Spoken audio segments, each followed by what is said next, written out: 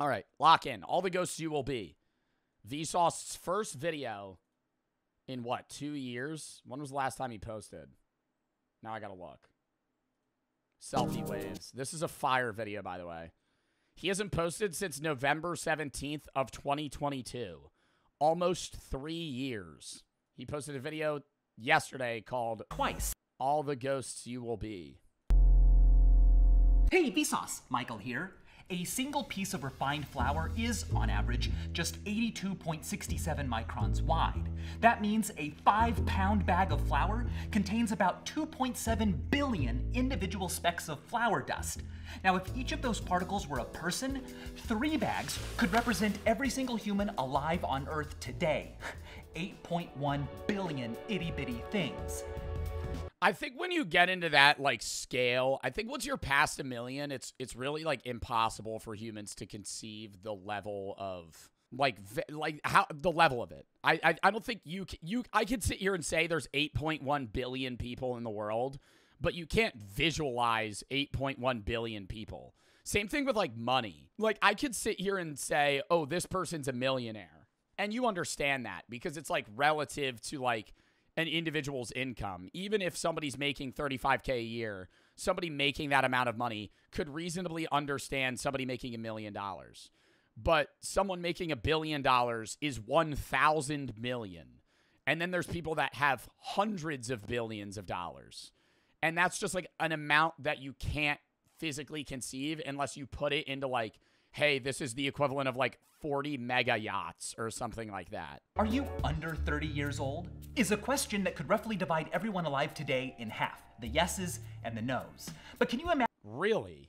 Half of the world population is over 30 and half is under? I would have assumed the line would have been drawn at like 35, 40. That makes sense. I mean, yeah, but you got to think, you're saying half of the people alive are over 30 and half are under. I know there's always like a growing population. I mean, that's actually dwindling with declining birth rates, but even then, I think probably around World War II, it would have been way different. In like the 1940s, it probably was like actually like 70-30. Like very little of the world was over 30. Imagine a second question that could then divide both of those groups in half? Well, if so, and if you kept doing that, after just 33 questions, you would be left with more than 8 billion groups, each containing just one person. In other words, out of everyone alive today, we could pinpoint a specific individual. For example, you, with just 33 yes or no questions. Yeah, but you would have to gear those yes or no questions to a hyper-specific level, right? What broad 33 questions would you be able to ask? What would those questions be? Do they even exist? We don't know. But we do know that every year, about this many people die. A little bit more than a quarter cup. But about twice as many as that are born. But how many people have ever been born? 100, I think I know this. I think it's like 8% of all the people that have ever existed are alive right now. Because there's so many more people in the world. But we're also at a level where we've reached, like, the Fermi paradox basically says that, like, there's no... It's basically an explanation or a theory on why there's no intelligent life that we haven't seen yet if the universe has been around this long. And it basically says that, like, humans kind of delve themselves into destruction at some point or another. Or not humans, just intelligent species. But we're reaching a level of intelligence where we've actually stopped reproducing to where we're not multiplying and overpopulating. The world is becoming overpopulated, but birth rates are declining, which shows that humans are prioritizing social welfare, well-being, and happiness higher than reproduction.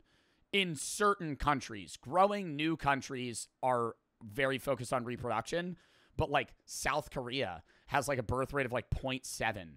The US is like 1.6, 1.4. Like Japan's lower, China's lower. Like all these countries that are like getting more technologically advanced are having less and less children. But how many people have ever been born? I think ever been born, I think it's like 160 billion. That's a guess. This many, 117 billion. I was overshooting. But out of all of these people, out of everyone who has ever existed, this is how many you will ever meet. You are a stranger to your own species. Isn't there there's like a, well, I mean, that varies by person. How many people you'll meet depends on how extroverted you are, what job career you're in, how much you travel. How many people does the average person meet in their lifetime? Meet meaning like have a conversation with or interact in some way or another. 80,000 people. That's so little. You meet around 3 new people per day on average. You don't obviously meet 3 people per day. You probably don't meet anybody new for like a week, and then you meet 30 people in a day. This is a video about how you will be forgotten. It's about the ghosts that surround us and how they're getting closer. I always think about, and this is going to sound so stupid, people I play my ranked games with. Like that one guy I talked to on voice chat. I'll never see him again. He will live a entirely different life than me.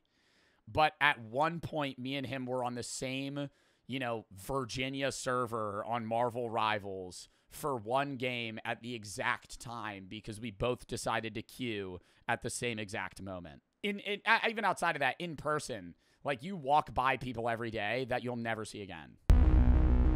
Our journey begins 2,500 kilometers. I think the most fascinating, I'm going to pause this video a lot. That's why I wanted to watch this now, because this is probably going to take us an hour to watch, because I fucking love Vsauce. This usually applies to the gym for me, but you might have your own examples in your own life. Is there anyone that you see frequently and you recognize their face and you know where they're going to be and you see them often, but you've never had a conversation with them? I find that's not Sonder is the recognition that everybody's life is as complicated as yours. I think it's so weird. That's not Sonder. Like, there's people at my gym that I see all the time, and I've never spoken to them. Outside of maybe like, hey, are you using this? I don't know their name. I don't know what they do for a living. I don't know why they go to the gym the same time I do. And I'm never going to talk to them. And then one day we're just going to never see each other again, and they're going to live their own fucking fascinating life. Those people are ghosts. Our journey begins 2,500 kilometers above the surface of the sun. There, a hot layer of ionized gas begins its reach millions of kilometers out into space. It's called the solar corona. And normally, it's outshone by the rest of the sun because it gives off just 1/1,000,000th as much light. But during an eclipse, it can be seen. When you are eclipsed, your own sort of corona will remain as well. The memories people have of you, your treasure and junk, emails and texts you sent, the fact that your child has a nose like yours, every appearance you made in the background of a stranger's photo, those are all traces of you that shine while you're alive, but can also continue long after you're gone. Douglas Hofstadter called them your solar corona. I love that phrase because it makes a cosmological phenomenon personal by literally including you. How long will you be here? Well, that's why I made this clock. Well, he made a previous video that we ended up watching too, and I think it's actually, it follows suit from the last video he made 2 years ago or 3 years ago, where you have multiple deaths, where your first death is where you actually die and you cease to exist or move on to an afterlife, whatever ends up happening. Your second death is when people stop speaking about you. And then a third death, which is a new death, is when all like documentation and online photos or whatever it may be, accounts, etc., cease to exist as well. And we have accounts of people that exist, but we don't know their name. They've died in the first 2 forms, but their images still exist. There's people that have had one of the first pictures ever taken. We don't know their name. We don't know who they are. We don't know what they did, but we can see them as a person.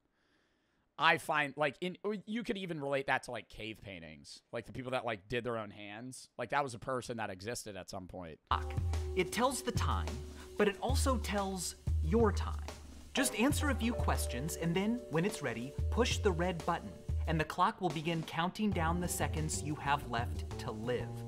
I used to do that, Death Clock. There's a website you could do that, and it'll guess when you'll die. Based on your health habits, if you're a man, a woman, if you smoke, if you drink, are you healthy? What's your BMI? Family heart histories. And it'll guess, like, you'll probably die when you're like 75. Now, whenever you want, you can switch it to show the time. But that's not nearly as fun. Also, this clock never forgets. If you take away its power, it'll go dark, but it's still thinking about you. Next time you plug it in, it will pick right back up where it should be. Now, if you would like a... How? It doesn't have power. No, that doesn't make any sense. If you unplug the clock, how does it know? Because it's not like geolocating anything. It's just a clock. It's battery, but it's plugged in. Practical retro memento mori, you can pre-order one of these now. Oh my God, stop. This is the first ad that I might fucking cave for. I might buy this. Omnis vulnerant ultima necat is Latin, and it refers to these passing seconds. It means each of these wounds, the last kills. Mox nox means soon. I love that. It will be night, and it will. But while this is ticking down, something else is ticking up. The number of ghosts in the world. Your nominal ghost is your name. It's out there representing you whether you're there or not. It won't haunt the world forever though. As we've often been reminded, you die twice. Once when your heart stops beating, and then again, usually sometime later, when your name is spoken for the last time. But whose name has been remembered the longest? Fuck. Whose name? There's people older. I think a lot of people are going to be like, no, yeah, I knew people were going to say Jesus. It's not Jesus. There's people that existed prior to Jesus that are known in history in BC times. Any Socrates. It's not him. Socrates existed before Jesus and has been known longer. You could say Adam and Eve, but they're not historically documented like that. You would probably, Adam and Eve are names attributed to people in the Bible, but you got to say like historically documented individuals. Lucy, but Lucy didn't have the name Lucy. Who's the oldest? He's probably gonna say. I kind of want to see if I could guess though. Who's the oldest person that their name wasn't like we gave Lucy the name Lucy, right? That wasn't their name. They were like just one of the first I don't even think they were a fucking Homo sapien. I feel like they were just like a hominid. Like I gotta go far. I mean, like you could go like BC, like Cleopatra. You could go like Khufu, like Egyptian. I feel like the Egyptian society was like one of the first that had like historical documents, but there were societies prior to the ancient Egyptians. I have no idea. Gru from the Minions. What are you saying right now? Well, signed here on this 5,000-year-old tablet is the oldest written name we've ever found. Kushum. How the fuck do they know that's a name? I never understand how they fucking translate that shit. Like these random tablets that just like, is that wheat? Is that wheat? Like it's a drawing. Kushum. How do we know that means Kushum? Is the oldest written name we've ever found. Of course it's Kushum. Oh shit, that was my next answer. Kushum, the first named character we know in the written history of humanity, probably. It's not entirely clear whether Kushum is the name of a person or just the title of an office holder. You know, if you want to be really sure, a generation or two later, this tablet was made. It contains 3 names, Gal Sol, and 2 people he enslaved, Inpop X and a woman named Sukaljar. These individuals are the reigning champs of avoiding the second death. And with archival practices and technologies... How long ago was this? Did he say when this was? 5,000 years ago. So 3,000 BC. These individuals are the reigning champs of avoiding the second death. And with archival practices and technologies being what they are today, your name could conceivably last just as long as these have already. But you know, I gotta say, if you want... I always wonder if, like, YouTube will be around for, you know, however long after now. Like, obviously, during your kids' existence, YouTube will probably be around.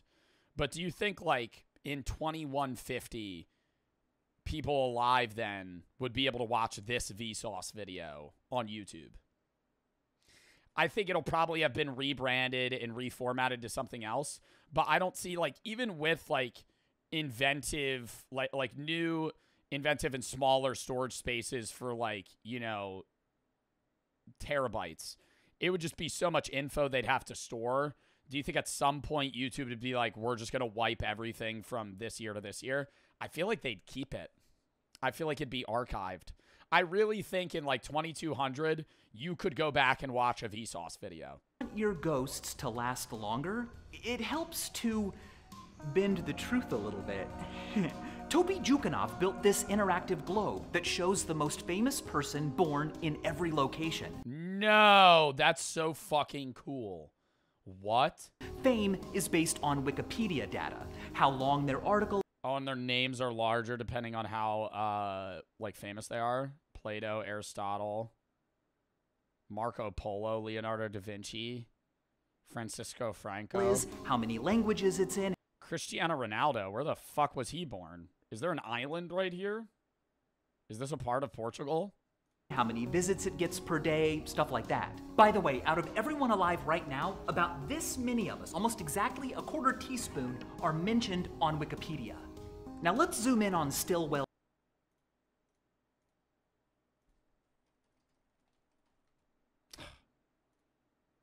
I'm not on Wikipedia. Kansas. Ooh, hey there, good looking. But here's the thing. Michael Stevens. I wasn't born in Stillwell. I grew up there. I lived there from ages 5 to 18, but I was born in Kansas City. For a while, a lot of things online said that I was born in Stillwell, so that's probably how I wound up here. Well, that's just Google getting that wrong. I bet like a lot of these are skewed by just cities in general. But should I correct it? What's more important, the truth or a little lie that prolongs and enhances my nominal ghost? Maybe the truth, because even if my name is forgotten, images of me may stick around. And that is your second ghost, your likeness, figurative portrayals of what you look like. Now, we have no idea what most... Like, I always do think about, you know, if I have kids one day, like, if my great-great-grandkids, when I'm dead, could watch my fucking stupid videos, like, reacting to shit. That would be so weird. People who have lived looked like. Long ago, no records were made. Eventually, some were and have survived. So, who's the earliest known person where, like, we know what they looked like? Well, it's probably Gudea. He was an ancient Sumerian ruler, and 27 4,000-year-old statues of him have been found in southern Iraq. They stand out not just for their craftsmanship, but also for the fact that earlier depictions of human forms are... What? Oh, it's like the first accurate and like they all look the same, right? They're all similar looking statues, which indicate that he would probably look like that. Burgess said smash to a 5,000-year-old statue. That's crazy. They're saying that's what he looked like? Maybe his face. Iraq. They stand out not just for their craftsmanship, but also for the fact that earlier depictions of human forms are either more abstract or generalized, but because these depictions of Gudea are more realistic, are so similar to each other, and have been found spread so similar. They all look like they were made by the same person. So widely, it's tenable that they're similar to the actual face of the actual individual as he appeared in life. The first known illustrated person in our history. Even if your figural ghosts don't stick... Gudea.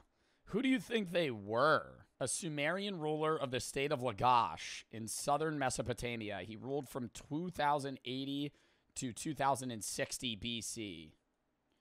He did not come from the city, but married Ninala, daughter of the ruler Urbaba of Lagash. What the fuck, dude? And we have documentation of this guy from 4,000 years ago. As Gudeas have, things that look kind of like you might. I'm talking about your genetic ghost, your personal genomic variation that can be carried on by your descendants. Now, interestingly, even if your progeny are especially fecund, your genetic ghost probably won't stick around that long. Just how much of your unique genetic code winds up in your grandkids, for example, depends partly on chance. Well, and then it's fractionally less and less. That's why you and your sibling could have drastically different, like, genetic variances between one another. Like if you and your sibling want to get a DNA test, like say your sibling gets a DNA test and they're like, oh, I'm 70% Italian and 30% British. That doesn't mean you are, because it's random from each one. Like that's why if you have a sibling, like say one of your parents is like Italian and like, you know, Australian or something, and then you have another parent that's like Middle Eastern and like Japanese, you and your sibling might look drastically different because you have different percentages of that individual trait. And so even if you have offspring, you'll be lost fairly quickly because over time, even through like 5 or 10 generations, like that descendant of you would have like a fraction of a percent of your genes. Could be anywhere from 23 to 27%. Your great-grandkids will only contain 9 to 14%. Oh, yeah. Your great-great-great-great-great-great-great-grandchildren will on average be no more similar to you than you are to any stranger. No. I always think about, like, I'd love to meet my grandparents. Or not my grandparents. Like, my great-great-great-great-grandparents. But it makes you realize that they're not really related to you. Because if I was like, I'd love to meet my great-great-great-great-great-great-great-great-great-grandfather, I have 40 of them. Because you have 2 parents, 4 grandparents, 8 great-grandparents, 16 great-great-grandparents, 32 great-great-great-grandparents. So, like, if you go far back enough, if you were able to meet somebody that was, like, your descent, like, the person above you, like, 200 years ago, you guys are strangers. You guys are strangers. It's not, you don't even know each other. In fact, it is at that distance that it becomes possible to be genetically left behind, for absolutely no personal chunks of your genome to be present. Really? Yeah, that's also why it's true that if you go, like, not even that many generations back, we're all related in some way or another. Some people closer than others.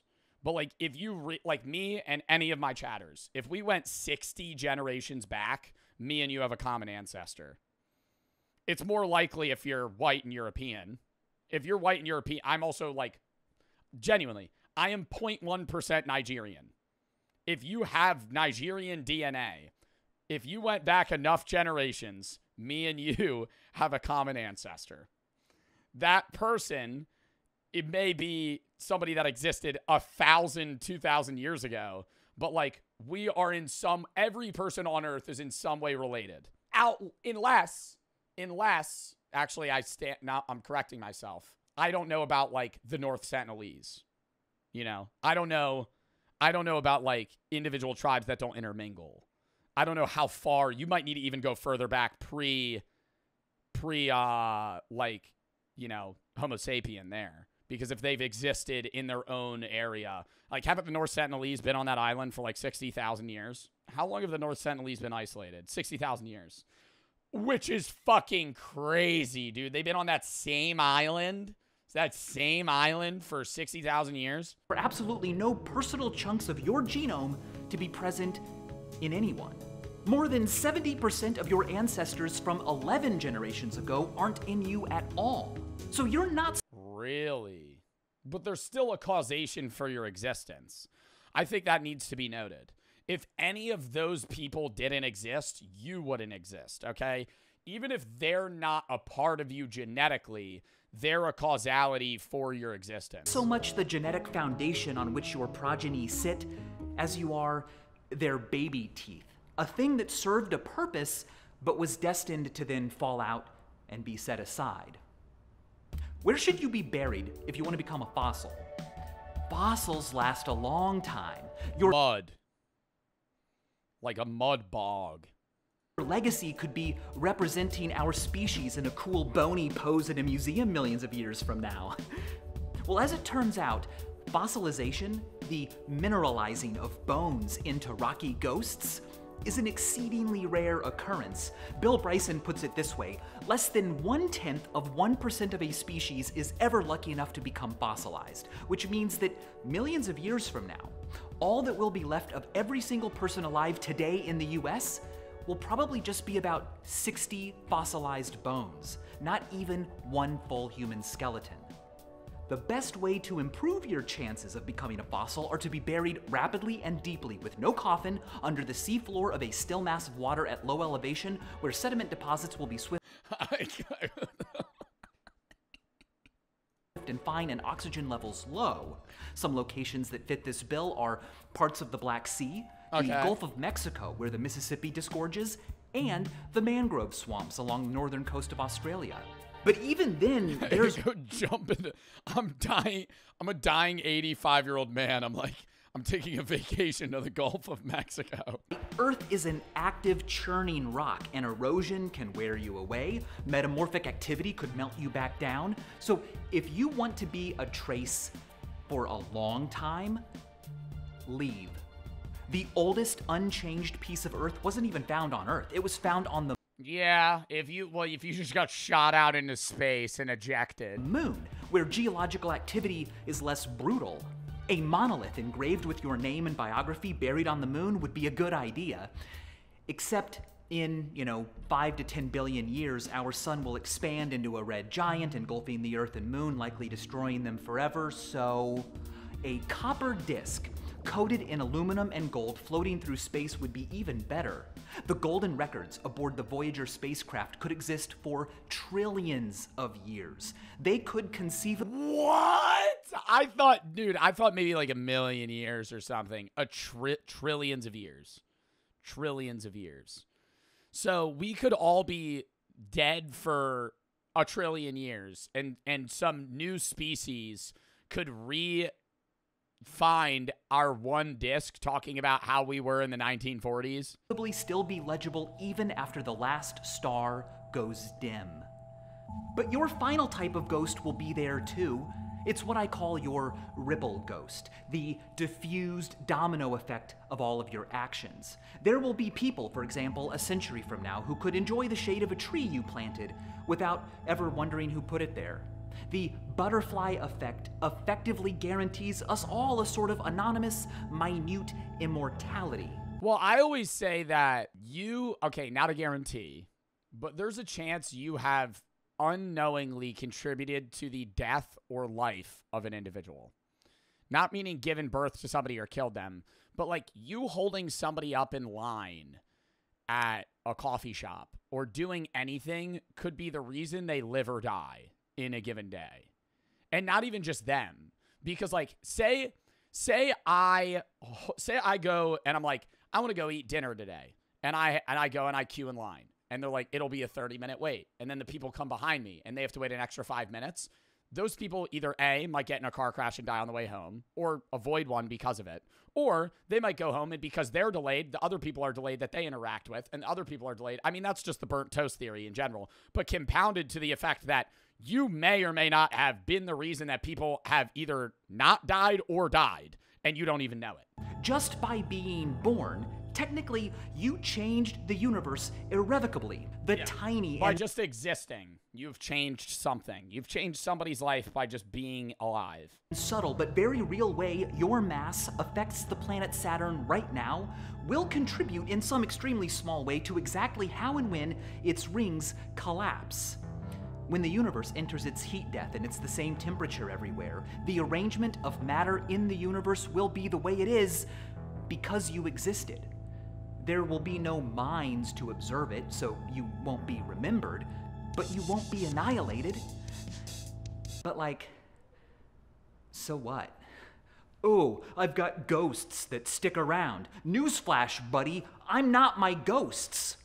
Okay, first of all, yeah, that's exactly why talk of fame and legacy gets so fizzly. For what? I won't be around to enjoy it, and eventually no one will be. But secondly, that's actually a pretty good definition of the self. You are everything you take with you when you die. Your secrets, the things you could have done or said but never did. That's what you are. Now, you could desperately try to do as much as you can and leave as much on the table as possible, but life is short.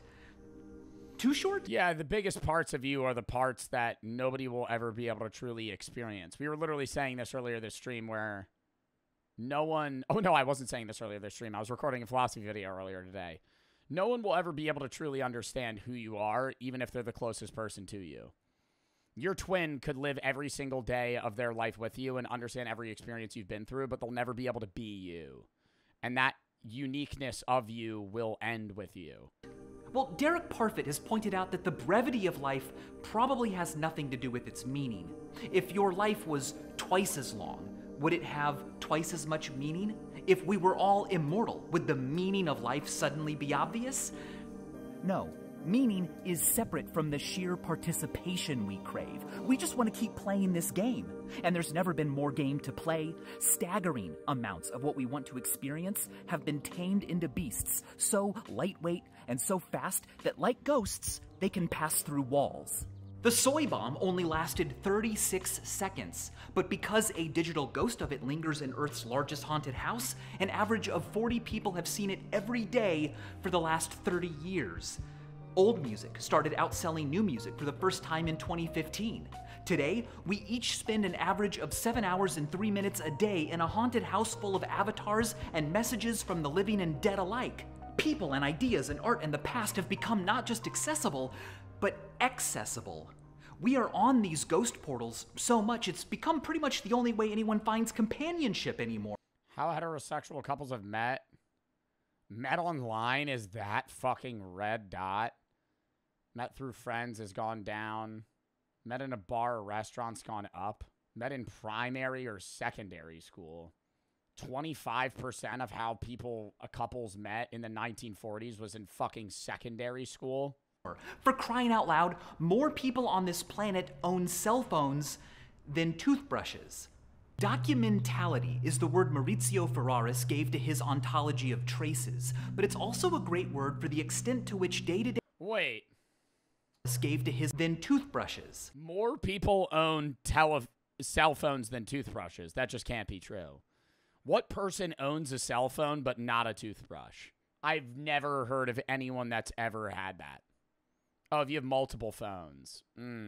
Yeah, you got to take into account for that. If that even counts. Wait. More people on this planet own cell phones than No, it's saying it's one person to one toothbrush and one phone.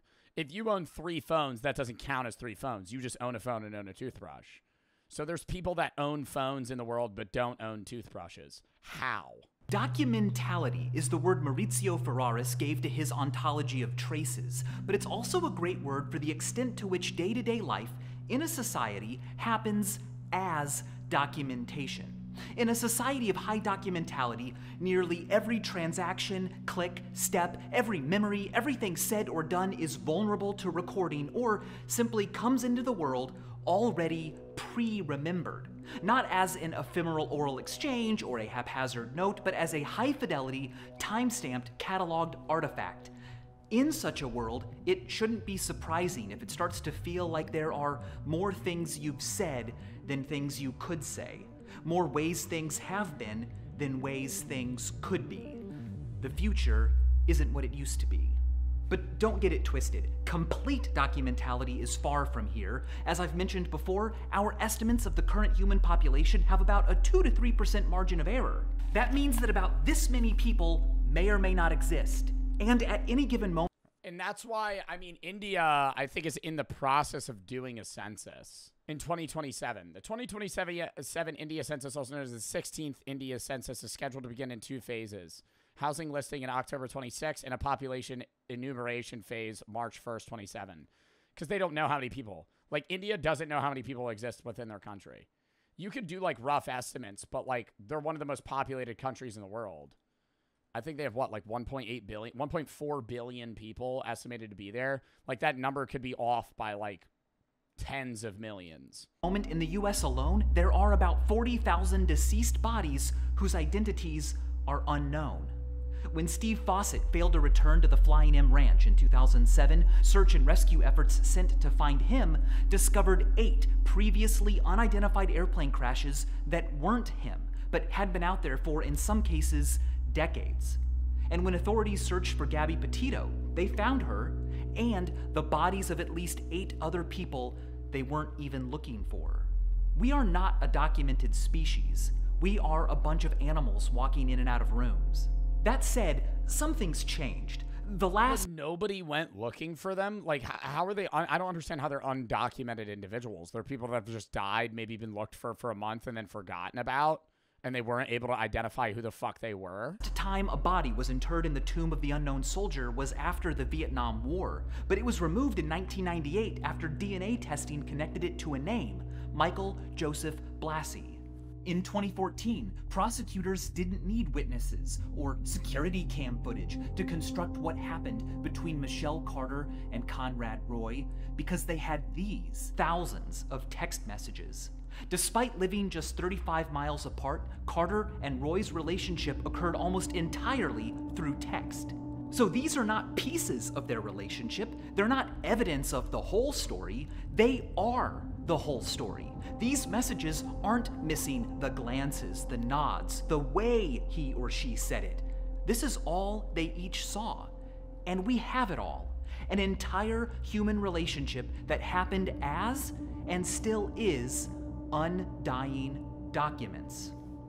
They're all online. Just a few taps deep in the world's largest ocean of documentation. And we just keep filling it up, turning more and more of what we do and see into ghosts, not just to remember, but to experience. When we instinctively watch events through our phones, it's not that we aren't living in the moment, it's that we are. Today, to be in the moment, you have to be fully in the moment. Every part of you, even the eye, you have to charge, and the mind you share with others. See, oh my God, this is stressing me the fuck out. I'm experiencing you, Joe. All right, don't make it weird. No, but I'm understanding. I do get mad when people record too much at like specific events.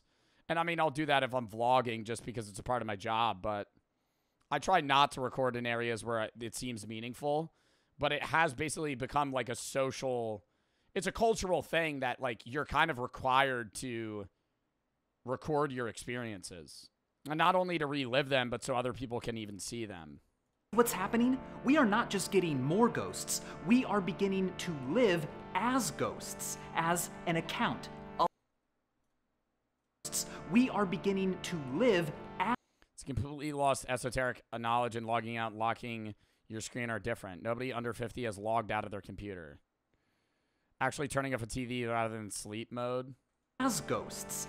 Naj, I'll turbo... Oh, that's why they said nobody... Did they say nobody under 50 or above 50? Nobody under 50 has ever logged out of a computer. I have full shut off my computer. As ghosts. As an... Multiple times. Account. A like. A post. A view. And it's great. We're spared the humilities of conflict. Yeah, it is always on sleep mode. Fuck, man. Do you never... Like, do you guys ever just full shut off your phone outside of, like, resetting it? To be an image is to be something. Frederick Douglass... And yes, you'll full shut... You'll blank your phone. Like, for what? For what? Every night? So how do you wake up? You have an actual alarm clock? Knew this. They had photographic images of themselves printed up. To own and control and sell your own figural ghost meant that you had power. But today, being a ghost surrounded by other ghosts causes a certain kind of newfangled anxiety. In his 1985 Amusing Ourselves to Death, Neil Postman describes what he calls the information-action ratio. Now, even though this book predates the World Wide Web, it may as well have been written about it. Let me ask you a modern version of a question he asks in here. How often does something you see on social media cause you to alter your plans for the day, or to take some action you would not otherwise have taken, or provide you with insight into some problem you are required to solve? When everything persists, irrelevance takes over. But the constant scroll of doom and pleasure and distraction isn't just irrelevant, is it? No, it's truly a ghost that can pass right through you. You can sit and stare for an hour and not remember a single thing you were served. We don't do... Yeah. Oh my God. I think that's the hell of short form media too. Like, you can remember watching YouTube videos or streams. I couldn't tell you more than 10% of the TikToks I've seen in the last day. Like, today, I couldn't tell you. Like, it's if you go back through your liked videos, you'll remember seeing them, but it's like actually a new experience seeing them. Your mind shuts off while you're watching. Do that because it feels good. We do it because our minds want to be unsettled. A never-ending scroll of decontextualized news and horror and comedy and family and backflips isn't some unholy modern abomination of nature. It is exactly the niche we evolved to thrive in. Oh no, my brain evolved to eat berries in a cave. No, it evolved to reach the lushness of Southeast Asia and then cross the Wallace line, not because it had to, and not because it could, but because what laid beyond was next, and we've got autoplay on. Hey, let's build a thing that floats and like we could fit in it. We could call it a boat. Huh? What's that? Where will it take us? Away. We are not. Yeah, we're always striving for something else. I think it's also, even for earlier humans, not necessarily boredom, but just it's curiosity mixed with like the need to see and experience new things. That's why I think a lot of people are more depressed now than ever, because like most people are like stun locked in a 9-to-5 that they hate, and having to like experience the same thing every day is like torture. The universe experiencing itself. We are the universe ignoring itself. We are the universe looking for something else. In order to be here for long, we needed to not be here for long. I don't think it's the risk or the challenge that motivates us. Good stories and curiosity and adventure are the icing on the cake we really desire: unsettledness.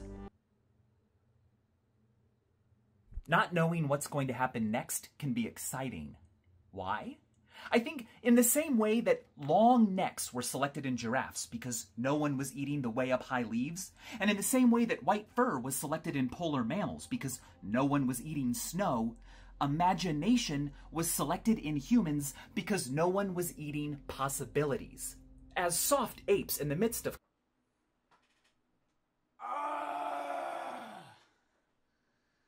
Oh my God. Stop. As soft apes in the midst of climatic change, those who survived didn't wait for natural selection to provide an answer. No, they relied, as we still do today, not on evolution, but on resolution, on picturing and manipulating an analog world inside the theater of their own minds. Damn, dude. We don't live in the moment.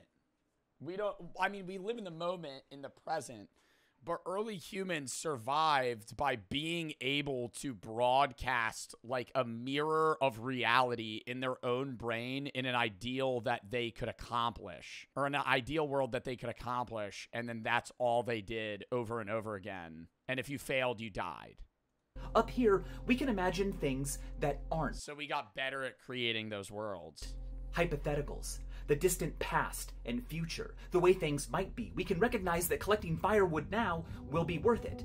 We can recognize that if there's no water here, we can bring it to... Yeah, we're one of the only species that can willingly cause pain and, you know, discomfort for the knowledge that it'll bring pleasure at a later date.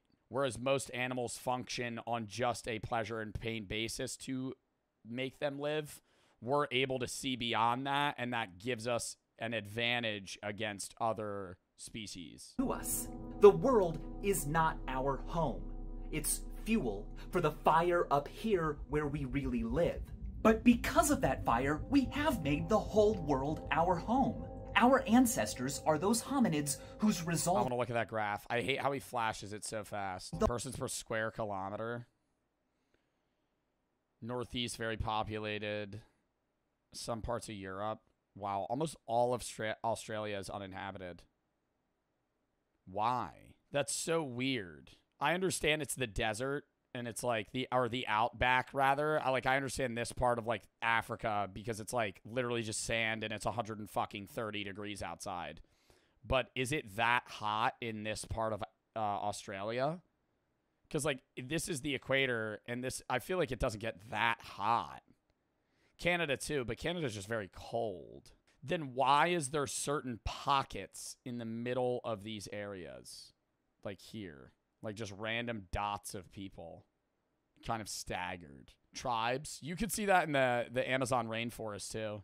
Like there's not uncontacted tribes, but there's like, I guess self-isolated, still contacted, but there's tribes that live in like the deep Amazon rainforest, which I just think is crazy that there's people that like are even able to survive out there. Our ancestors are those hominids whose resolving never resolved.